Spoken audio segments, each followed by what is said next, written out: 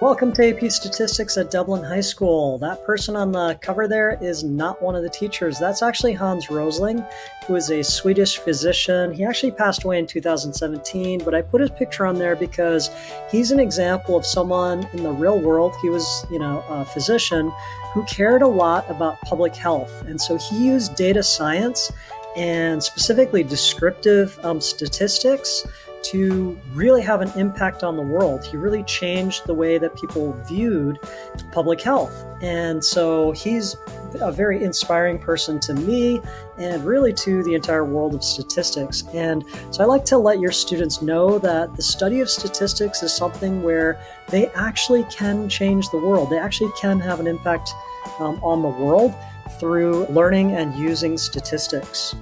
And it really doesn't matter like what field they go into, whether they end up, studying medical science or social science or computer science, or if they major in mathematics. Whatever they pursue, statistics can be something that they can learn and use in any field of study, and they can use to change the world. So the teachers are Miss Anna Kim. She is the lead AP Statistics teacher. My name is Thomas Lee. I have been teaching high school for 14 years, 10 years at a small private school before I came to Dublin High School, where I taught AP Statistics and Introductory. I started an Introductory Statistics course there. I absolutely love AP Statistics. I've been a reader for the AP Statistics exam, but I love teaching AP Statistics. One of the reasons I love it so much is because statistics is unlike any other course that your students have studied in high school. It is applied to a real life, real world situation. And so I just like that it's so immediately relevant to the real world.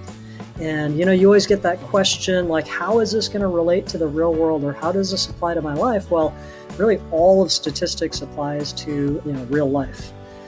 Your teachers are available through office hours. Office hours are scheduled Monday, Tuesday, Thursday, and Friday from 2:35 to 3:30, and Wednesday from 10:45 to 12.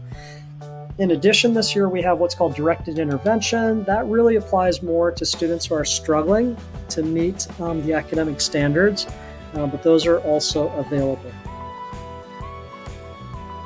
So very quickly, just an overview of statistics. Statistics is obviously the science of data, and data are numbers with a real world context. And again, that's why I enjoy statistics so much, is because of the real world applications. Okay. So AP Statistics is broken into 4 major themes, and this is the way the curriculum has been designed by the College Board. Collecting data, so surveys, how do we design observational studies, surveys, and valid experiments. Describing data or descriptive statistics, so graphical techniques and numerical analysis. Probability, so the laws of probability that sort of undergird the decision-making process in statistics. And then finally, statistical inference is kind of the culminating topic. All 3 of those other topics are kind of leading us towards. So making inferential conclusions, valid conclusions based on the data that we're presented with. One other thing is that the curriculum, as I kind of mentioned, is set forth by College Board.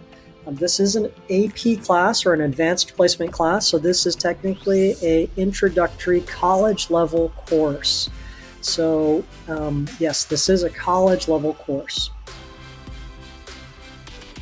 The AP exam occurs every May, and one of the things that I'll be doing is preparing your students to be amazingly successful on the AP exam. The AP exam itself is a 3-hour-long exam broken up into 2 sections. The first section is a multiple choice section for 90 minutes. Then the second section is a free response or problem solving, sort of an open-ended problem solving section for an hour and a half. So every student in our roster can be successful not only in the AP statistics course, but also on this exam. But it does require consistent effort all year long. Every year, We get some students who, senioritis kind of kicks in late second semester, and sometimes we see that effort level wane just a little bit when we're at the very end of the course or, preparing for the AP exam. So we need consistent effort all year long. Okay, so the supplies that your students need, they already have these supplies, but the biggest thing for this course is the TI-84. Now, that is not the only calculator that will work, but it is the one that I highly recommend. But if your students have a TI-83, that's fine. If they have a TI-89, that works. It's just not, the course really isn't set up for the TI-89, but you can use a TI-89. There are other graphing calculators that will work, but I strongly suggest the TI-84 or some version of it. One of the things that I'll try to instill in your students and help them to develop is a willingness to ask for help, not only from me, not only from the teacher, but also from their peers, from their colleagues. The textbook we're using is this textbook here. All your students have them. We, unlike any other math course, I told your students the first day of class, I said, don't think of this as a math class. Why? Because in this course, there is a lot of reading and there is a lot of writing. So your students have to do both reading and writing. With high achievers in math, a lot of times they just listen to the teacher's lecture and they're able to just do the problems. Okay, that is not how this course is designed. Okay, so they have to read it, they have to study it, and they have to actually use the textbook.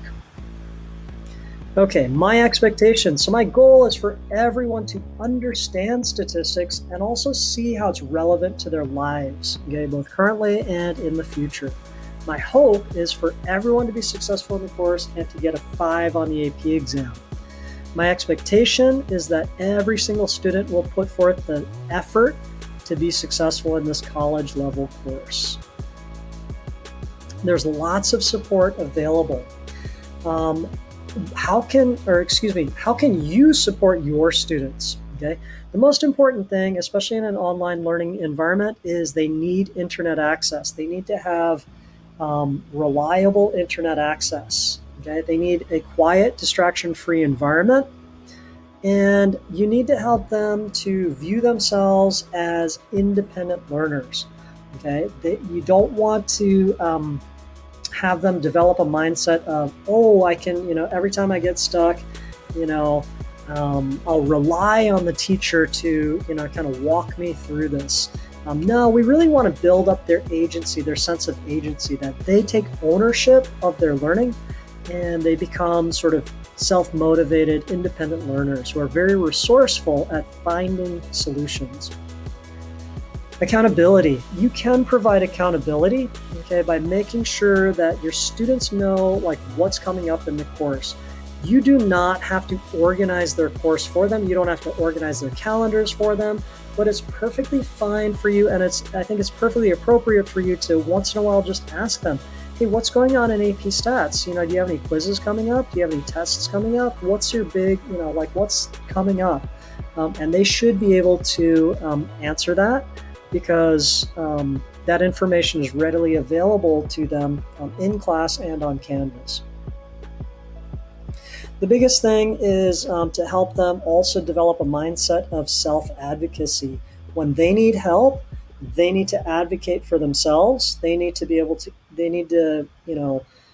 become comfortable communicating with the teacher and understand that the teacher is there not as this authoritarian figure, but the teacher is there to help them to reach their academic goals.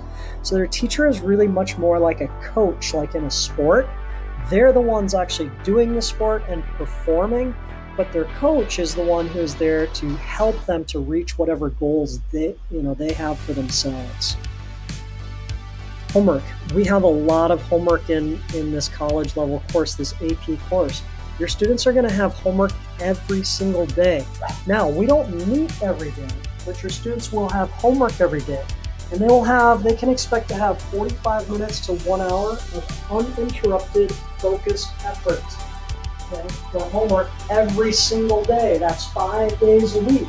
Now, we don't meet 5 days a week, With our schedule, with our block schedule and online learning, we actually only have 2 class sessions per week, 2 75-minute class sessions per week.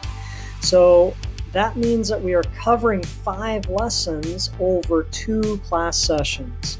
Okay, so think of it as, and your students have to have the mindset of, no matter how many times I meet, in class, I think of it as there's an assignment, there's a homework assignment every day. So there's 5 homework assignments roughly per week. Okay.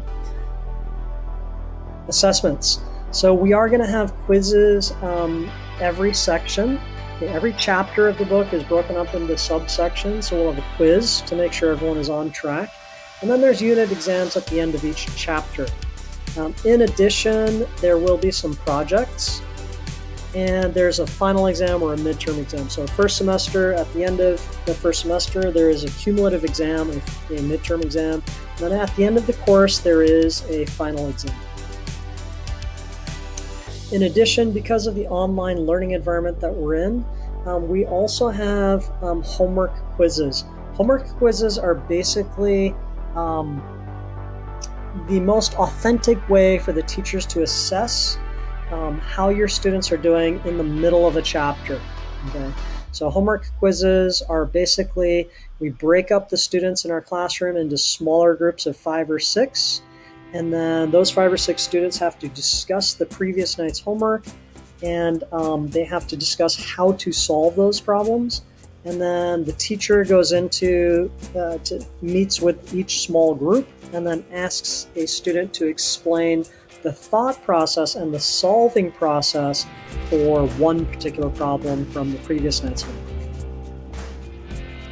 Grades. So the grades are broken down into 75% of your student's grade is the assessments, which are the quizzes, the homework quizzes, final exam, midterm exam, tests, unit exams, that kind of thing. 15% is based on classwork and participation. So it's critically important in an online environment, especially that your students show up and are present, 100% focused and present during that 75-minute class time. That 75-minute class time goes by very, very quickly, and every single thing that's covered is very important. And then finally, 10% of their grade is based on homework. And this is set forth, this 10% homework, this is set forth by the DUSD, by the District School Board and the Dublin High School Administration.